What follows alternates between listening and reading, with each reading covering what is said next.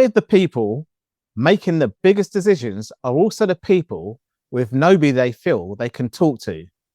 Today, we're exploring the hidden system of executive loneliness with one of the world's most leading experts, Nick Jonsson. Hello and welcome to the Dave Pamah Show. Today's guest is Nick Jonsson, internationally recognized as one of the world's leading authorities on executive loneliness. After spending more than 20 years leading business around the world, Nick reached a point where success on the outside hid burnout, addiction, and profound loneliness on the inside. Rather than hiding that experience, he rebuilt his life around understanding why so many leaders suffer in silence and what organizations can do differently. Today, he's a best-selling author, TEDx speaker, executive coach, counselor, psychotherapist, psychological safety practitioner, and founder of Men's Support Group. His work isn't based on theory alone, it's built on life lived experience. Because whether you're leading a multinational company, a hospital, an emergency service, a school, or a small business, leadership often comes with pressures that most people can never see. Today, we're going beyond the individual story to explore a bigger question. What happens to organizations and to society when the people carrying the greatest responsibility also feel the most isolated? Nick, welcome to the Dave Pamah Show. Thank you so much, Dave. It's great to be here and looking forward to this important conversation. Looking forward to it as well, Nick. Looking forward to it as well. So, Nick, you've experienced executive loneliness yourself before dedicating your career to understanding it. When people hear that phrase, many assume it's simply about being alone. But from everything you've seen, what is executive loneliness really? And why do so many people or so many successful leaders experience it without anyone around noticing? Yeah, so executive loneliness can occur when you're in the workplace surrounded by your colleagues, peers who you know, maybe some you worked with for many years, and maybe some of them you still go for lunch with, maybe you even go out socializing after, and you're still around them and you still feel lonely. So somehow perhaps you don't have that deep connection with them. So the conversations are a bit shallow, maybe they're just about getting the job done, and therefore the loneliness is creeping in. And it can also be outside the workplace. We might be around family and friends. If we have lost the connection with ourselves, then perhaps also we can lose the connection with others. Yeah. I mean, in the job that I used to do, I used to work in, as you probably researched, I'm an ex-firefighter. You can't have that. We work as a team, you see. It can be a lonely place, I suppose, but generally we're always around people, and you have to rely on each other. Yeah, indeed, and so is the case in the workplace as well, right? But if we think about the workplace and especially the corporate ladder, people are always looking at getting ahead. They want to get the next promotion, and as I say, when I think about my corporate career, it's almost like I elbowed my way to the top to get ahead, right? And Yeah. especially today, jobs are so scarce. There's the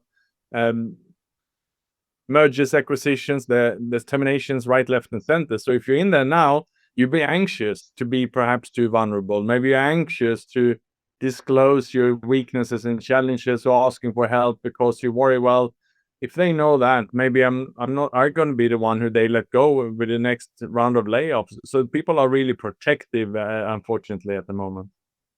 Yeah, what do you mean by protected? Protective in the sense that they are not vulnerable. They know they are scared to ask for help, and they're showing any sign of weakness in that sense. Yeah. I do feel that in when I was going for promotion, but certainly when I was in my early days in the fire service, officers fighting for promotion and everything else. There does seem to be that, and that was where it can be a lonely place, actually. So if you're not liked as an officer and you move on somewhere else, it's quite a thing, really. And that's kind of like the corporate ladder situation, isn't it, really? And you do speak about obviously protective, and you also mentioned about psychological safety, and we hear that phrase a lot now. But from your perspective, what does psychological safety actually look like in practice? How can you tell whether it's genuinely there or whether people are simply afraid to speak honestly? Yeah, so I studied psychological safety, and I've even been certified now based on the groundwork that Amy Edmondson did already back in the 90s on team psychological safety. And then it was popularized by Google around the year 2012. And basically, we identified then 7 elements, 7 different parts of psychological safety. And let me just lay them out because that's what we need to measure and look at. The first one is reaction to mistake. The second one is dealing with issues. Third, embracing diversity. Fourth is taking risks. 5 is asking for help. And 6 is mutual support. And 7 is appreciation and say thank you. So that's basically what we can look at in the company and within a team. Are people actually reacting to mistakes in a positive way, in the sense that they see it as feedback, data, a way to learn to improve, or actually reacting to mistakes by blaming, judging, and disciplining each other and so on. So those are the parts that we look at, and we can measure that before we start the work, and then we can measure it after, so we can see the progress of team psychological safety in a team. Yeah. Again, there was this kind of like toxic culture that was found in my industry, in the UK anyway, and there was all this blaming, judging, and everything else going on. It made people do feel, unsafe to speak out. I mean, basically, there was a bullying culture as well, but it's that kind of disciplined service where you've got that regimented kind of thing going on, really. Um, but how would you compare that with what you know? Yeah, so I think what you're describing there, Dave, I think it's very common, and I mean that is basically the corporate culture as it has been today, and it is.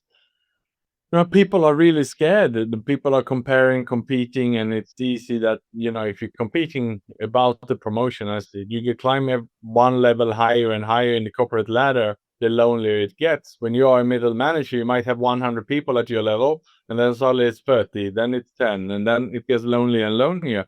You don't have anyone to discuss your challenges with, and if you then don't have your safe spaces outside the workplace, such as mastermind, peer groups, uh, coaches, mentors externally, where you have And confidential a good conversations about. wife or partner.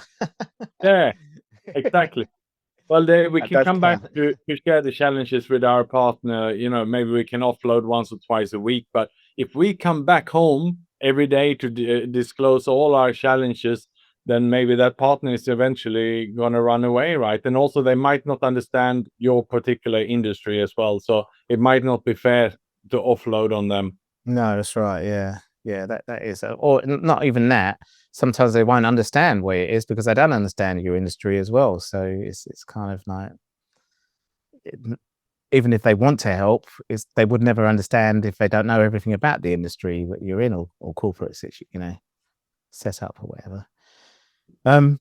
Some of it, I mean, there's this big word called systemic, and it's something that I kind of, my podcast focuses on now. And one of the things on this podcast is systems often fail quietly long before anyone notices.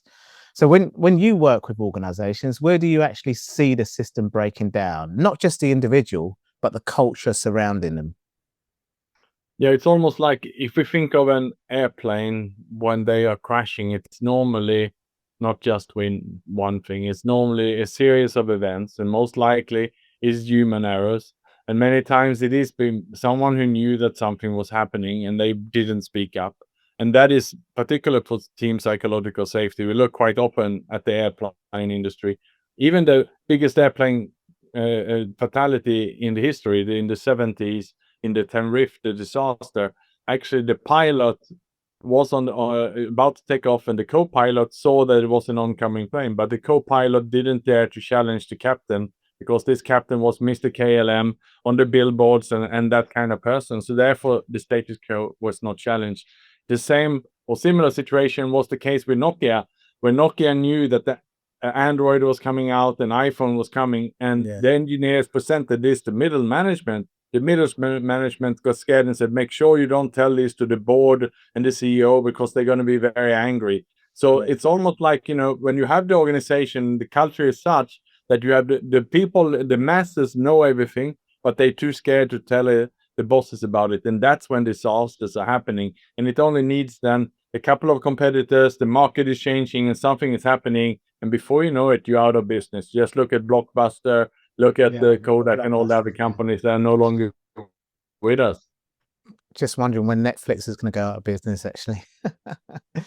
But I mean, things have changed and moved, hasn't it? Really. I mean, actually, something. I mean, like books survived, didn't they? Actual books that you read, because everyone said that ebooks would take it over. Just like you don't really see records that much and CDs anyway. So it depends, doesn't it? Really. But yeah. Sorry, we're going. I'm kind of divulging a bit there. Yeah, well, also you've spoken about burnout. So looking back now, were there warning signs you ignored because they'd become normal? And are organisations getting better at reorganizing these signs, or are we still rewarding burnout without realising it? Yeah, so I think most of the time we're trying to camouflage it when it happens. We are most often not vulnerable. Masking. Yeah. And when I wrote my book, I asked these questions. If you are suffering from loneliness or any mental health challenges, will you inform your boss or your HR? And the answer was that about 84% wouldn't inform the company. And then the follow-up question was, would you seek professional help for it? And the answer was 75% no. So what this means is that people are actually selecting to not talk about it due to the stigma and shame, right? We are okay to share that we have a broken arm, but not to say that we are suffering of stress, anxiety, or maybe on our way to burnout. Yeah. You mentioned the word stigma, because that is something that actually is the thing, a culture of stigma that stops people coming forward, isn't it? Absolutely. And I'm on a mission to reduce the stigma. And we are doing this today, Dave. So thanks for having this conversation Yeah. around mental health challenges. But also, I'm on a mission to reduce it around addictions, because as humans, we all tend to fall into some bad habits as different ways to cope. And then, if we are at that bad space, then add on one or two more events in our life at the same time. And that's when perhaps it turns over, the bad habit flips into addiction. Just imagine this following scenario, which is basically what happened to me. I resigned from my job because I felt lonely, isolated, and also burnt out. I didn't have any conversation. That's the first thing. When I came home and shared the news with my ex-wife, I naturally got challenged. I couldn't have that conversation. Instead, I filed for a divorce. So that's two events happening, two major events happening. My ex-wife also then moved to Sweden, so I got separated from my son. So suddenly, I'm very lonely, very isolated, without the purpose of a job and so on. And then alcohol was borderline a challenge for me until that moment. It was a bad habit. I used to go maybe too often after work to have a drink. Well, now all the wheels were off. Suddenly, the 2-3 drinks after work turned into a dozen, a couple of times a week. And with that, I was spiraling down. And that is my story.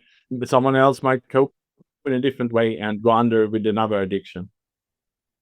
Yeah.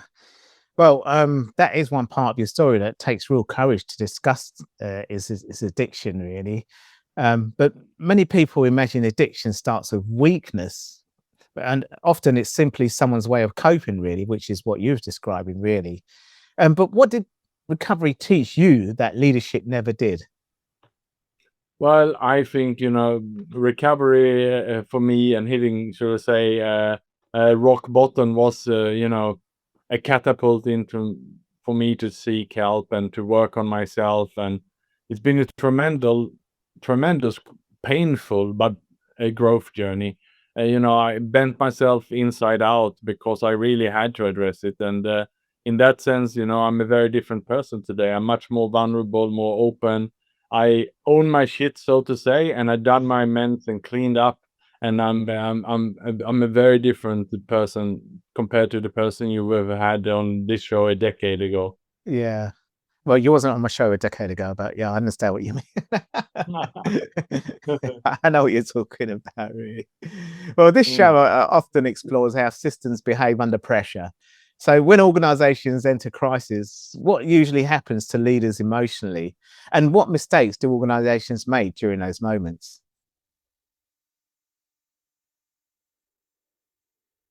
Thing with emotional creatures, right? Where humans are very emotional, and many times we can react in ways that perhaps doesn't serve us so well. So I think we have to always remember that not everyone in you're working with might be in the best space when you are sharing something with them. Just because you are ready to have a difficult conversation maybe doesn't mean that the other person are. So what I do in my line of work is teaching leaders a lot of coaching skills, and that starts by setting an appointment, having a good coaching agreement. What is the conversation be about, both personally and professionally? What are we going to discuss so that everyone is ready and prepared, and then have a difficult conversation? We have to remember that psychological safety doesn't mean to avoid difficult conversations. It just Yeah. means that we are very prepared for them, and we have them also with our friends and with our partners in life, so that we bring up the challenges when the emotions are calm and nice, and we have the difficult conversations then rather than in the moment. Yeah. Yeah. Yeah. But in a safe way, obviously. So, Yeah. yeah. Yeah. No, that's good. And as I say, when the organization don't practice that or foster that, then it creates problems, really. It creates problems for the whole organization, productivity and everything else, doesn't it, really? Yes, absolutely, Dave. Yeah, yeah. So in terms of that, if you walked into a company tomorrow as CEO, what are the first practical things you'd change to reduce executive loneliness? Yeah, so I've worked with leaders who've been extremely close. Some leaders who, even in the bank industry, I worked with one woman, so a woman in a man's world, and she went through something very difficult. And at that time, she'd had an accident, and she got a bit of a scar on her lip, which made her lose her confidence a little bit. And as I worked with her, I found out that she started to feel ugly. She pushed her husband away at home, and at work she isolated herself. And before she knew it, she even started to have, thoughts of ending her own life. So very dark thoughts suddenly popped into her head, and she couldn't understand where all this came from. And as we unpacked all of this, it was about having healthy conversations about it and understanding where it all started, the root cause, and overcoming it. And she was even brave enough to come back into the bank after some sabbatical leave to share this story on a Friday all hands meeting to all the staff what she went through, and that changed the culture overnight. Everyone suddenly were open, they were crying, they were hugging, they couldn't believe that this woman, a successful woman who had it all together, also had gone through some challenges to the point where she even had these dark thoughts. So by her just setting this scene here and leading by example and being vulnerable, everyone else felt safe to also share when they were going through a difficult time. So my message is clear here: if we are leaders of a company, of a family, of a community, or wherever we are leaders, we can lead by example and sharing when we are going through a tough time, when we make a mistake, own that and asking for help, and sharing the journey. That there's nothing more inspirational than doing that. And then that's how we, as a CEO, can also help our organization to also be more open and vulnerable. Yeah, no, that's pretty much. But this isn't only about corporate leaders, though, is it? Really, it's about teachers, doctors, emergency workers, military officers, police, firefighters, community leaders. Um, do you think the same patterns exist across all these professions? Yeah, I believe they do, because after all, we're all humans. It doesn't matter what job we're in, these issues will still pop up. Yeah, we had that slight conversation earlier about that anyway, didn't we? Really, because I told you about a little bit about my job and how the toxic culture existed. Well, they got investigated for it actually, and so. Mm. Well, looking back at the version of, I mean, you mentioned 10 years ago, if you was on this show, it would have been a different, Nick Jonsson. But looking back at the version of Nick Jonsson who was struggling 10 years ago or years ago, what would you say to him today? Well, I would say, that really brave of you to go through all of this. And I mean, I do stop. I just keep going. I just keep challenging myself and see where can I grow more? What can I do more? And I gone through, a whole series of events, everything from upskilling myself with courses, even to getting a postgraduate degree. I'm 51 now. I just graduated Oh, from that degree, and I've I'm got now 10 looking years at on you then. Ah, yeah, yeah. And I'm looking at, perhaps I should top it up to a master's with that forever learning, growing mindset. Just keep upskilling myself. Yeah. That's one thing. And then I work with coaches, therapists, psychologists to learn and grow myself. When I had challenged them being separated from my son, I even worked with a child psychologist to really work on my feelings and also to make a better connection with himself. So that's what I would say. I should say that I'm proud that I've gone through all this painful work because the reward is there on the other side. Yeah, fantastic. Well, if every leader listening today remember just one thing after this conversation, what would you hope it is? That they look at themselves and realize that no one is perfect, and what are the bad habits that they have that is not serving them well, or even if there's an addiction perhaps in their life, Yeah. then write that down and journal it down on a piece of paper, and then ask who would be 2 to 3 safe people to have a conversation with about this. Can be anything from a friend, a family member, an anonymous hotline, a therapist or a coach or someone that they can call and have a conversation about this. So that is the first step, and we can do this without breaking our anonymity. So that would be my recommendation, David. Yeah, fantastic. Well, Nick, thank you so much for joining me today. Thank you, Uh, Dave.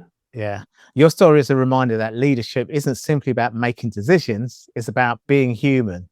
The pressures people carry out at the top often remains invisible, but when organizations create environments where honesty, trust, and genuine connections are possible, everyone benefits. Excessive loneliness isn't just an individual issue. It affects workplaces, families, communities, and ultimately the systems that shape all of our lives. So, thank you for sharing both your experience and the work you're doing to help leaders around the world. Thank you. And thank you, everyone else, for listening. Because whether it's here or anywhere else in the world, um, once you understand how these systems operate under pressure, you start to see the same patterns everywhere. This is the Dave Pamah Show.